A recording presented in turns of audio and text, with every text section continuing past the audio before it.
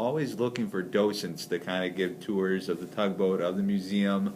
What are some things that maybe volunteers should keep in mind when they talk to you about volunteering here? Well, we have a variety of volunteer opportunities, from helping in the office to, our special event type stuff that we've got going on. We've got a new exhibit that's going to be going up, and sometimes we get some volunteers who want to come in and assist with the construction of that.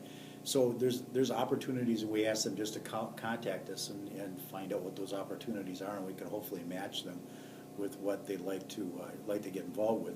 One of the ones that we're really in need of, though, are docents. And those that aren't familiar with docents, that's really nothing more. It's a fancy name for a tour guide.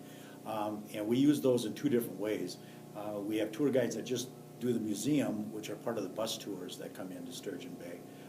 And we roughly do 75 to 80 bus tours a year. So it's a significant chunk of business, and we need docents that enjoy being in front of a small group, talk about the museum, and just having fun with that group. It's an enormously fun thing to do, because you get these people in from all over the country that just really have never been to Door County before, and they're just thirsty to find out what it is that this place is. And of course, when you see a harbor like Sturgeon Bay with everything that's out there, it's pretty exciting to do. So we need docents for that, and then we also need docents, especially on our tug John Purvis, which does tours every day. And we're trying to get that group up, because we want to try to be able to offer more tours.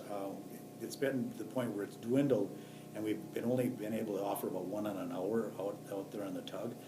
Sometimes that's okay, but other days when it gets into the busy July and August, we'd be better if we could do tours on the half hour, and you need at least 2 docents to do that. So we don't quite have a big enough crew to handle that right now, and so we're looking for people who have an interest to come in, do a little shadowing. They just follow some people around, get the idea of what a tour is like.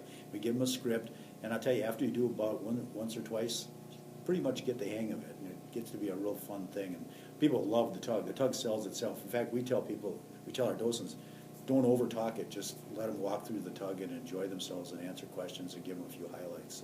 And invariably, they have a really good time. And like everything in volunteering, it's whenever they can do it, whenever they can sign up, whatever available time they might have.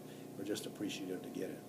How important are volunteers to a museum like this? Well, they're vital. I think you can go to you can talk to anybody in my role at any museum, and they'll tell you the same thing. And that is, you just can't get enough staff, because nearly all museums are nonprofit. They just cannot generate enough income to just do it with staff. So volunteers become that fill-in to be able to meet the demand that you do, especially because around here, because our season is so up and down. We get to those up times, and we don't have the staff to handle that. So we need volunteers to step in for when we have our festivals, when we have mailings. We get 5-6 people in here to help us to get our mailings out. And again, with these docents, we couldn't do the Purvis right now, at least financially, without having volunteers do the tour. We just could not hire people and make it be economically feasible to do it. So we really absolutely have to have volunteers, and they are the lifeblood of so much that we do here at the museum.